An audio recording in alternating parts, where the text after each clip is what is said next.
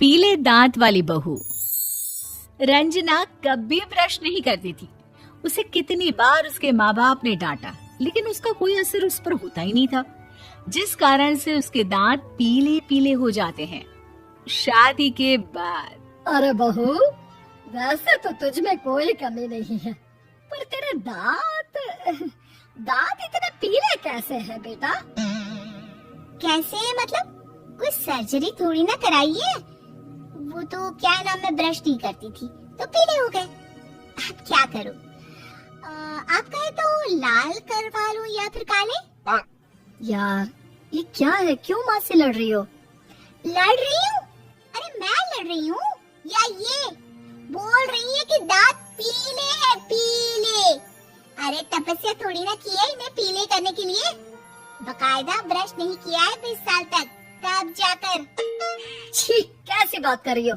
ये उस वक्त तो पीले नहीं थे जब हम लोग तुम्हें देखने आए थे। अरे तब साफ करवा लिया होगा डेंटिस्ट के पास जाकर। अब देखो कैसे पीले पीले लग रहे हैं। रंजना सास की तरफ गुस्से से देखती है। फिर शुरू हो गई पीले पीले पीले। अरे पीले तो तब भी थे जब मेरे हाथ का रसगुल्ला उड़ा उड़ा कर खा रही थी और बोल रही थी, लड़की नहीं गुणों का खजाना दे रहे भाई साहब आप। अब वो लोग करते भी तो क्या करते, पीले दांत वाली बहू पल्ले पड़ी थी तो झेलना तो था ही। एक दिन कीर्तन में रंजना गाना गा रही थी। अरे कमला बहन, माँ का द्वार है, यहाँ तो सब शुद्ध होकर आते हैं, फिर अपनी बहू को ब्रश भी नहीं करवाती तुम। दूर से पीले पीले दांत भक्ति में बाधा उत्पन्न कर रहे हैं। अरे कोई 2 साल की बच्ची थोड़ी ना लेकर आई हूँ मैं बहू बनाकर। अच्छी खासी लड़की है, अरे कैसे करवाऊं ब्रश? ये तो उसे खुद करना चाहिए ना। अब माँ बाप तो इसके जैसे तैसे निपटा दिए, ये नहीं सोचा कि सास कैसे संभालेगी। सास बहू को लेकर घर आ जाती है, लेकिन सोच लेती है कि अब इसे लेकर कहीं नहीं जाएगी। अगले रोज बहू कहती है, अरे क्या हो गया, मंदिर नहीं जाना क्या? कीर्तन का वक्त हो रहा है। मेरी मधुर वाणी से कान्हा जी जागते हैं और सोते हैं। आप तो जानती है ना उनकी भक्ति में कितना मन लगता है मेरा। वो क्या है ना, तबीयत ठीक नहीं लग रही है मेरी, आराम करूंगी मैं। तबीयत ठीक नहीं लग रही? अभी तो मिथुन के गाने पर नाच रही थी आप, और अब बोल रही है कि तबीयत ठीक नहीं लग रही। अरे भक्ति में मन लगा लो सासू माँ, ऊपर जाना है, क्या मुंह दिखाओगी आप? हाँ? सास को बहू की बात पर गुस्सा आ जाता है। मैं क्या मुंह दिखाऊंगी, इसकी चिंता तो ना कर, समझी? अपने मुंह की चिंता कर, जो ये पीले पीले दांत लेकर हर जगह पहुंच जाती है। पता है लोग कितना मजाक बनाते हैं। ना जी ना, मैं नहीं जाना कहीं तेरे साथ। तो ये बात है। कोई ना, मत जाओ, मैं अपने कमरे में ही बैठकर भक्ति कर लूंगी। ऊपर वाला दांत थोड़ी ना देखता है, मन देखता है, भावना देखता है। और अरे बस बस, तू सब कुछ दिखा, बस ये सफेद चमकदार दांत ना दिखाना किसी को, है? जा यहाँ से। बहू को सास की बात का कोई फर्क नहीं पड़ता। वो तो जैसी थी वैसी ही रह जाती है। सुबह नहाकर किचन में खाना बनाना, फिर खाना खाना, कीर्तन भजन करना और सो जाना। एक दिन, माँ जी मैं सहेली के घर जा रही हूँ, शाम को लेट आऊंगी। हाँ हाँ तो जाना, मैंने कौन सा तेरी आरती करनी है घर पर बैठकर। रंजना सहेली के घर जाती है, जहाँ वो पार्टी में जाने की तैयारी कर रही होती है। अरे शिखा, कहाँ जाने की तैयारी कर रही है? मैं गलत वक्त पर आ गई क्या? अरे नहीं यार, उल्टा सही वक्त पर आई है। मैंने ये साड़ी और ज्वेलरी निकाली है यार, शाम को इनके ऑफिस की एक पार्टी में जाना है। बताना कैसा लग रहा है ये सब? नहीं यार, इस ड्रेस के साथ तो वो वाली ज्वेलरी अच्छी लगेगी। हाँ हाँ सही बोल रही है, मैंने ध्यान ही नहीं दिया। वैसे तो हमेशा से मस्त फैशन सेंस रखती है। तो बड़ा जाती होगी ना पति के साथ पार्टी में। रंजना कुछ नहीं बोलती, बस सोचती है कि यार काश ये बात सही हो जाती। पर मैं क्यों नहीं जाती पार्टी में?